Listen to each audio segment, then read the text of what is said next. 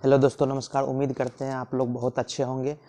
चलिए आज हम बात करेंगे पेशाब में जलन क्यों होती है, पेशाब में सूजन क्यों होती है, पेशाब का रास्ता सूज क्यों जाता है, पेशाब के रास्ते में बहुत ज़्यादा बर्निंग क्यों होती है, बहुत ज़्यादा दर्द क्यों होता है, पेशाब रुक रुक करके क्यों होता है। चलिए इसी के बारे में जानते हैं।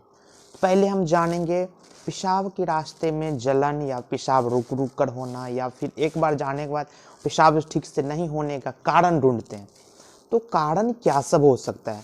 कारण हो सकता है या तो आपको पेशाब के अंदर वाली नली में सूजन हो गई है, उसमें दर्द हो रही है, उस वजह से आपको वहाँ इंजरी हो गई है, कोई तरह ट्रॉमा हो गया है, कोई तरह का ऑब्स्ट्रक्शन हो गया है, या फिर आपके किडनी में पत्थर हो गई है, उस वजह से हो सकता है, या फिर आपकी यूटीआई इन्फेक्शन यानी यूरिनरी ट्रैक्ट इन्फेक्शन में हो गई है, या फिर आपका वहाँ जो ब्लाडर है, ब्लाडर का नेक में नेड़ो कुछ हो गया है, ऑब्स्ट्रक्शन हो गई है, उस वजह से हो सकता है, या फिर आप पानी कम पी रहे हैं, उस वजह से हो सकता है। ठंडी के दिनों में ये कंडीशन ज़्यादा देखने को मिलता है। इसीलिए ये सब कंडीशन होने के बाद हम क्या सोचेंगे, क्या पेशेंट लक्षण लेकर आएगा। तो पेशेंट लक्षण क्या लेकर आएगा?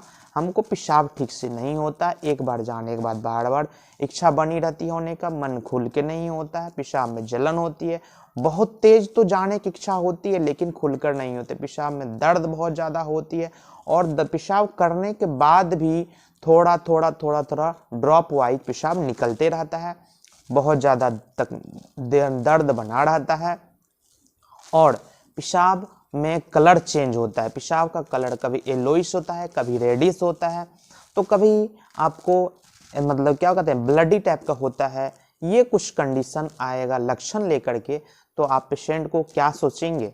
तो इसके लिए पहले हम लोग सोचेंगे क्या कुछ मैनेजमेंट पहले कर लेते हैं। तो मैनेजमेंट में क्या करेंगे?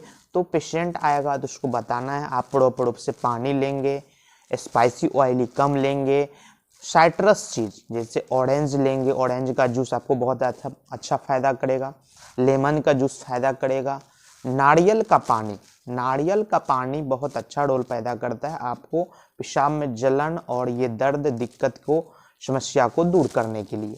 अब पेशेंट आएगा तो हम क्या दवाई देंगे, क्या होम्योपैथिक में ऐसी दवा है जो इस चीज़ से हम जूझ रहे हैं तो हम कैसे ठीक करें?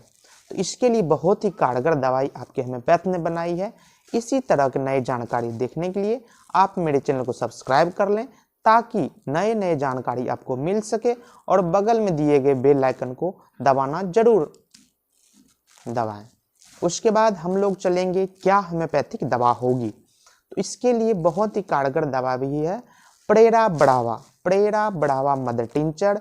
ये कंडीशन क्या लेकर आएगा? पेशेंट कहेगा बहुत ज़्यादा दर्द होती है, एक बार पेशाब जाते हैं तो खुल के नहीं होता है, पेशाब में बहुत ज़्यादा अर्जेंसी बनी रहती है, ऐसा लगता है पेशाब करने के बाद भी थोड़ा बचा हुआ है, और ख़ास करके पेशाब इनका जो होता है खड़े होकर के पेशेंट को नहीं होगा। जब तक घुटने पर मोड़ के पैर को फोल्ड करके नहीं बैठेगा तो उनका पेशाब खुल के नहीं होगा। काहे कि प्रेशर जनरेट करता है ब्लाडर पे तो ही इनका पेशाब होता है। तो हम सोचेंगे प्रेरा बढ़ावा की कंडीशन है। और दूसरी दवाई इनके साथ अभी आप दे सकते हैं, वो भी बहुत अच्छा कारगर पैदा करता है आपको यूरिनरी सिस्टम पर, उसका भी रोल बहुत अच्छा है। कोपाइभा का मदर टिंचर या 30 पावर में आप दीजिएगा। तो इसका कंडीशन क्या आएगा पेशेंट लेकर के? पेशेंट आप बताएगा इसमें भी बहुत ज़्यादा बर्निंग होती है, बहुत ज़्यादा पेशाब करने में दर्द होती है, बहुत ज़्यादा अर्जेंसी बनी रहती है, हमेशा पेशाब करने के बाद ही थोड़ा पेशाब बना रहता है, और खास करके इनका 2 प्रमुख लक्षण है कि पेशाब में बहुत ज़्यादा बदबू आएगी, और उसका इंटरनल जो ऑरिफिस है पेशाब के रास्ते में उसमें जलन और सूजन रहती है।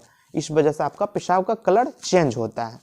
ये 2 कंडीशन यदि समझ में आए तो आपको कोपाइभा मदर टिंचर 15-15 बूंद 3 बार आधा कप पानी में लीजिएगा, और ऊपर वाली था प्रेरा बढ़ावा वो भी 15-15 बूंद आधा कप पानी में भर दिन में 3 बार लीजिएगा।